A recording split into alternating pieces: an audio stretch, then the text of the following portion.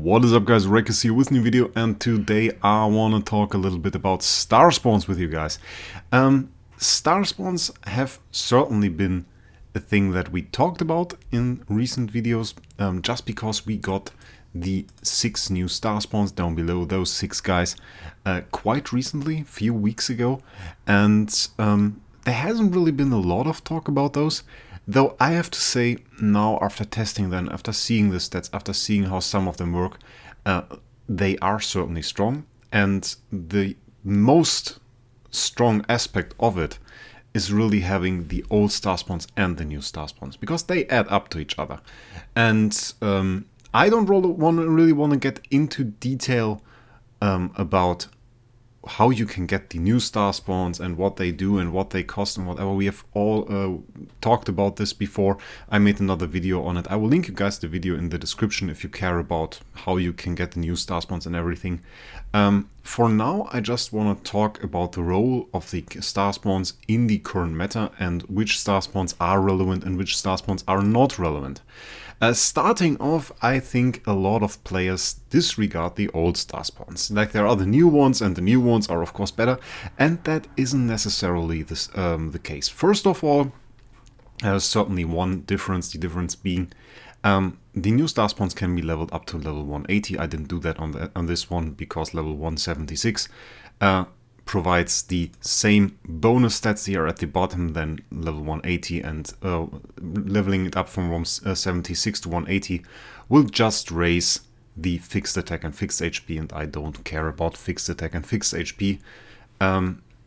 So I just saved me some Stardust, and certainly a lot of Stardust, seeing that one upgrade is 11k. That is a lot, actually. Beyond that, we get 2 bonus stats, which can of course be good, but like, we get 8.5% all damage dealt with a 30% bonus for rangers. When on the whale, for example, there's also all damage dealt, but we get 13% with a 50% bonus for Transcendence Heroes. So seeing this, the buff for all damage dealt for Transcendence Heroes is way bigger on the old Starspawn. And you can still, we should probably compare this. We have 144% here, and how much all damage dealt do we have here? 141%. So that is really a good comparison. We have the same all damage dealt, about the same all damage dealt multipliers from our Destiny assessments, so that is quite good. As you can see, the old one gives a lot more all damage dealt than the new one does. The new one adds precision, which is of course good, but if you're just going for all damage dealt, then the new one, the old one, is not only the cheaper way, by far. As you maybe saw, we need double the materials to upgrade the new Starspawns in comparison to the old ones. For example, if we want to compare the orange materials, we need orange materials to go from 120 to 140 on the whale, and we need 5 every 5 levels, so it's 20 orange material to upgrade the whale Starspawn and 20 red material. And on the new ones, it's double that. It's 40 orange material and 40 red material, and that is of course a lot of investment into a single Starspawn. If you just want the all damage dealt, definitely go for the old one, and I recommend you guys do those comparisons. And you check, okay, where can I get the stat that I really desire? And if you really want to go for damage from Transcendence Heroes, you can of course get both, and I went that way, and I think that way is also meta. Getting this Starspawn, getting the all damage dealt for the Transcendence Heroes, getting the precision for the Transcendence Heroes, and thereby packing a lot of damage into those Transcendence Heroes by having good assessments and high levels on both of those Starspawns is really like a basic way to get high damage on an account. So this is something I really want to recommend. If you want to go for a new Starspawn, then this guy is just great. For every team you can run, having 8.5% all damage dealt, 19.7% precision is really good. If you run different kind of teams, especially in PvP, that can be a little bit different, and you might see importance in having another Starspawn, but we will go over that in a second. Beyond that, you can really see that I didn't really reset many Starspawns from the old ones. Like, the only Starspawn that I really reset is this one. This is the Spirit of Nature. This is this Priest Starspawn. And this one just grants you fixed HP and percent HP. And certainly that is a lot of HP. But the role of HP in the current meta Yeah, it isn't really too important. You don't necessarily tank a hit by having a lot of HP. You rely on having effective HP that is raised by things like damage reduction, block, armor, even dodge to an extent. And the regular HP buff just feels weak in comparison. So I reset this one and invested myself into other Starspawns. One I particularly like for the team I'm currently running, which is a sustain team, which is a team that really wants to survive 8-9 turns, are the new Starspawns that we have that give you damage reduction or in general stats that reduce the damage you take. And first of all, we have damage reduction on this one. There's also an HP buff here if you want to have that. But the 10.2% damage reduction I have here are really the insane part. Just put that on any, just upgrade this, and if you have any sustain team, you will notice there is a big difference in taking 10% less damage. We have a 127% Destiny assessments here, so it's not quite bad. It's quite a good buff. You can certainly get a higher one. I think you can get like 200%, which would be insane here. But 10.2% for an DR team, that is certainly a nice addition. And I prefer this over other options that we have here that give us more damage or other stuff like that. So this is one thing. This is one of these sustain ones. Then we have another sustain one that I also upgraded a bit and want to upgrade more. This one gives block and armor. And block and armor stack very well on top of our existing block Starspawn that you should have upgraded. It's like 33% block. That's insane. With a 112% Destiny assessment, and I mean, you can go way higher, and getting a high block that will reduce your incoming damage by a lot if you can block the enemy attacks, and a lot of things actually trigger on block. If you remember Panda Team, for example, just having block is a very nice thing. For the sustained Starspawns, we also have the Spirit of Valor. The Warrior Starspawn, this one actually got a quite decent upgrade, though it's not even that high. I mean, like 125, 118, okay, both stats are pretty decent. 118% crit damage reduction for 21.3 crit damage reduction.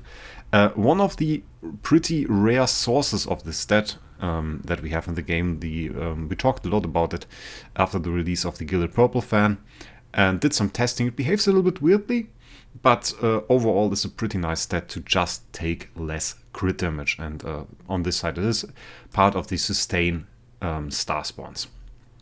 So I think this one and this one are pretty much must-have. The Warrior and the Fortress one are must-haves, and on top of that you can go ahead and you can stack the DR one, which would be, I think, the next best, and then the block armor one. The combined one is also quite fine, and if you run a lot of warriors, you will certainly appreciate that.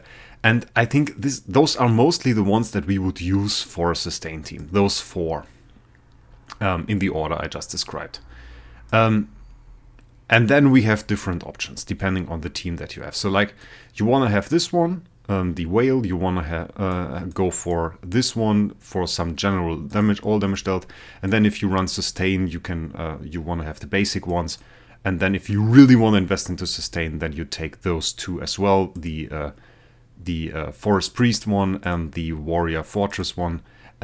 If you really want to go into that and really want to go for the sustain, you can do that. Other options, of course, include, like, if you want to go for CI, control the enemies. I mean, control is something that was very meta a short while ago, actually, and I invested a lot into building a good control team, which is now with PvE less great, but still for PvE quite the might. And if you run Starving Jara, you can certainly take advantage of the Mage Starspawn, still the best source for control immunity, offset 16.8% here, with a pretty good Destiny assessment of 140%. Stat bonus for mages 50%. Keep in mind, if you run Starving Jara, she's a mage, so pretty good Starspawn for that. And you can combine that with the Spirit of Justice, where I also have a 161% control immunity offset, so also pretty solid stats. And we can't really see the stats here. Wait a second. Keep in mind, this does not include the 161% buff to the control immunity offset that you would that I would get here. So this is just 8% in that sense. But the base stats for the other one, we can check that out as well. Wait, that is actually here. Base stat is 12% here.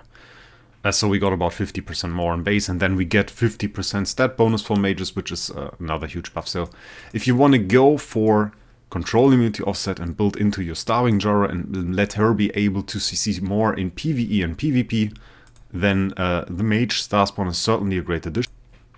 And on top of that, you would build the Spirit of Justice as soon as you can, basically. So for CC teams, most likely you would also go into the 2 all damage dealt options, then dive into CI offset, and then you can see what else you can get. Basically, the basic ones first. Though you can skip out, I guess, on some skill damage from the Dark Starspawn. This one is not as important. We can talk a little bit about the offensive options. One thing I really like about the offensive Starspawns, aside from the all damage dealt Starspawns, which are pretty general, is one new thing that came up.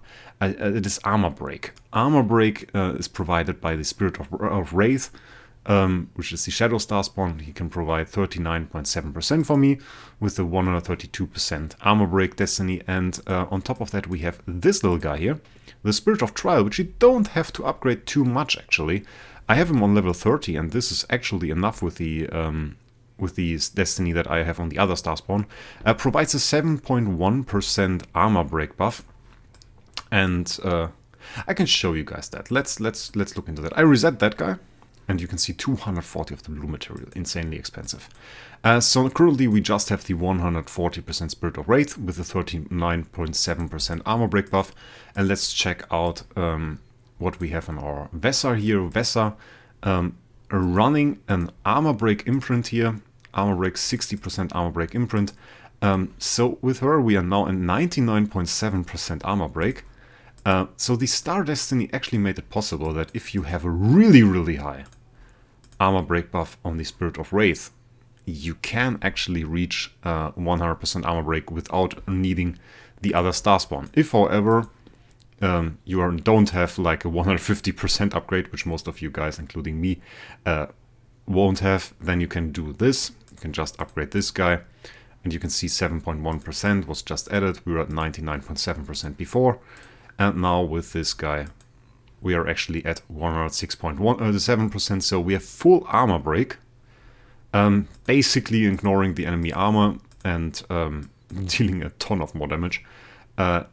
Entirely having 100% Armor Break is really a huge damage buff, so making use of that, like a huge sort of Spirit of Wraith with a good star assessment. And if you don't get a good star assessment, just a 21 or 30 Spirit of Trial. You can upgrade that to 30 again. That will take care of your Armor Break, bring you to 100% Armor Break, and this is a huge offensive option for to deal way more damage in game modes like Star Expedition or even Flame Shrine. So keep that in mind. That is definitely something that I recommend building in. Then, of course, we have general stat buffs from the Attack Starspawn. That is just damage, basically. There's not much to say about this. It's not like you have a certain threshold you want to reach, like with the Armor Break Starspawns, where you want to go for the 100%. You want as much attack as you can get. We have 125%, pretty solid, which leads us to 11.3% attack buff, and yeah, nothing much to say. It's just quite good. We have combined Starspawn here for the Abyss. Which one was that? Oh, and which one was the Abyss? I have to check that now. Okay, in this one, in the the one that I didn't upgrade now. Okay, we have a 6% attack buff in the Spirit of Justice, which is nice. I mean, like, that is really nice.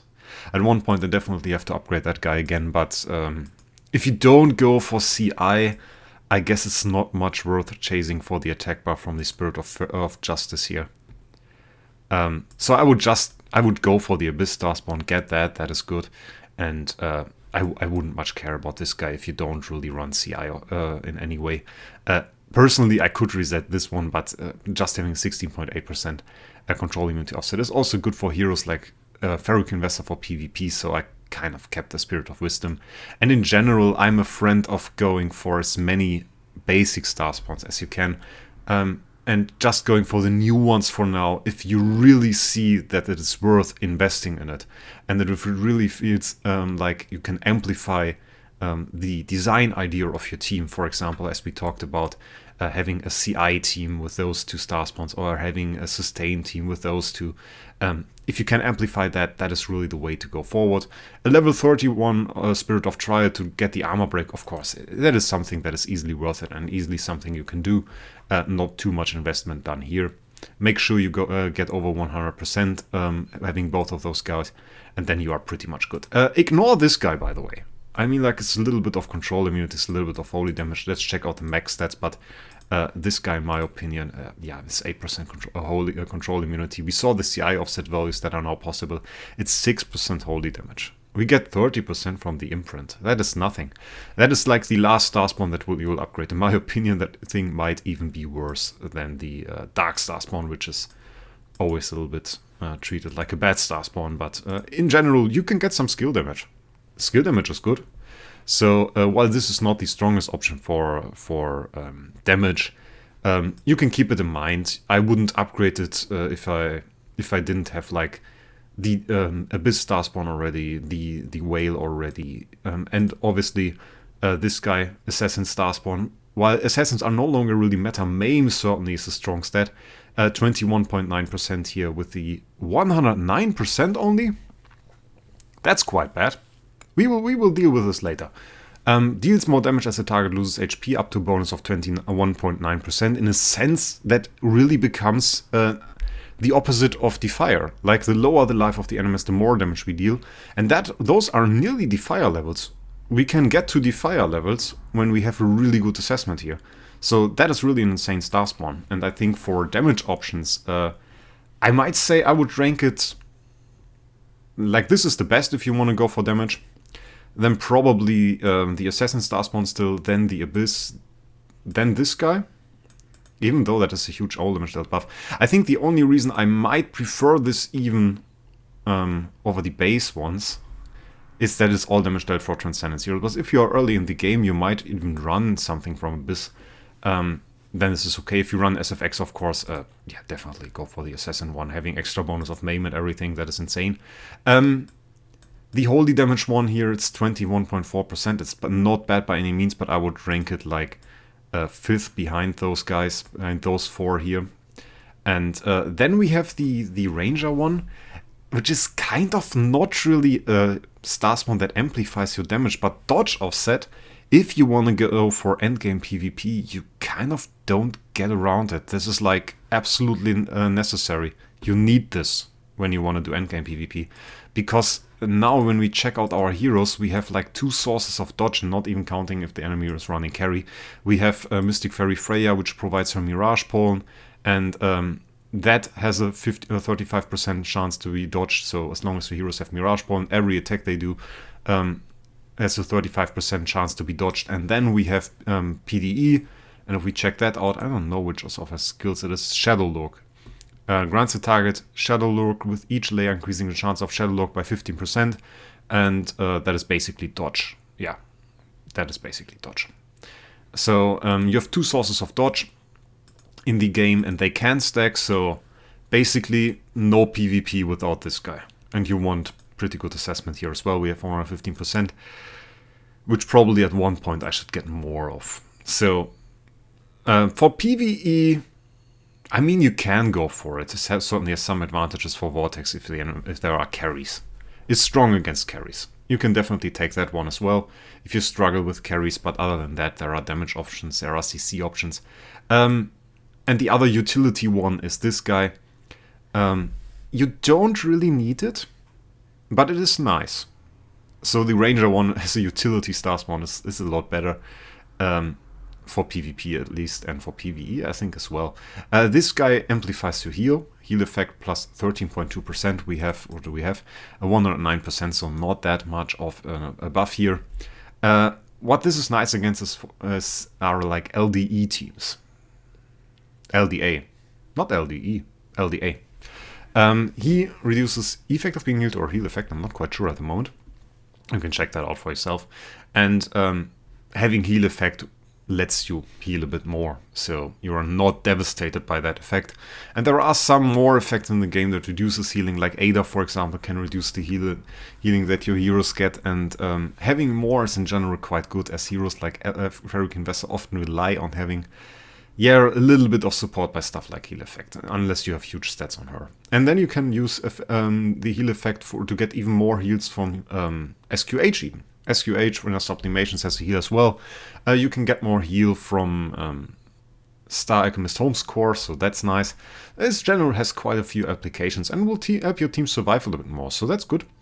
And having this is quite a nice Starspawn. So utility-wise, definitely behind the Ranger Starspawn. And with that, we have already talked about all of these Starspawns. Yeah, that was quite fast actually.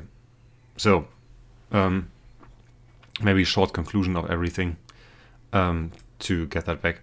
Get this guy. 100%. If you want to invest more into Starspawns, get this guy. For the offensive options, go for Assassin, then go for Abyss. And afterwards, I would either go for Dark or Light, though Light I think is not that good. This guy sucks. This guy get to level 30 for Armor Break, and then you definitely max this guy for Armor Break as well and try to get 100%. So that's good, and then you have your defensive options, and if you want to go for defense, build this guy. The warrior one, and then you have pretty much good defense. Don't build this guy, sucks.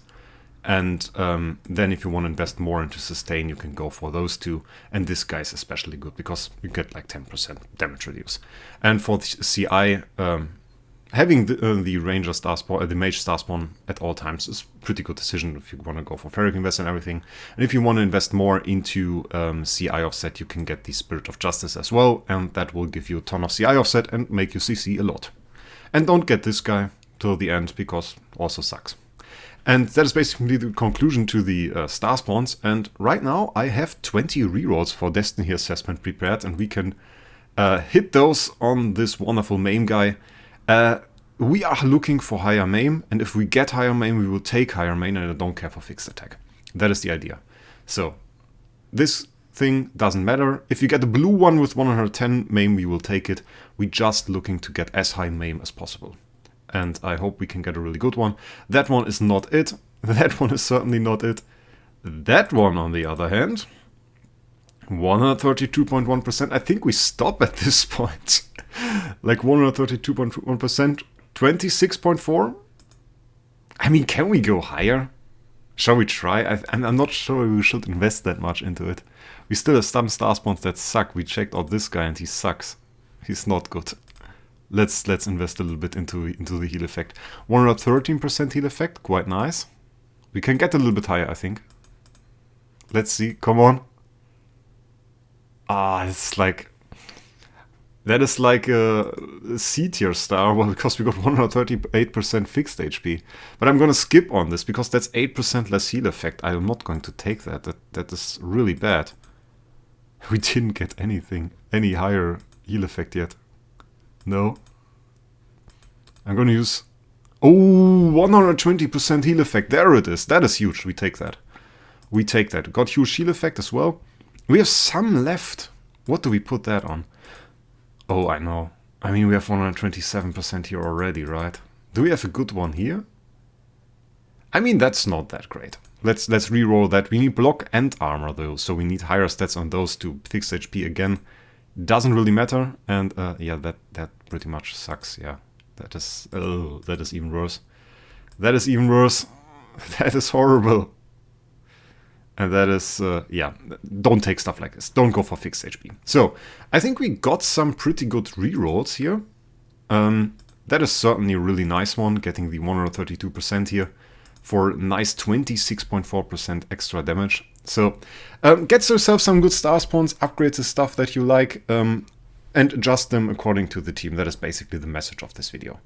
And now you basically heard something about every single Starspawn. Hope the video helped you. And with that, guys, I wish you a great week, and we will see us in the next one.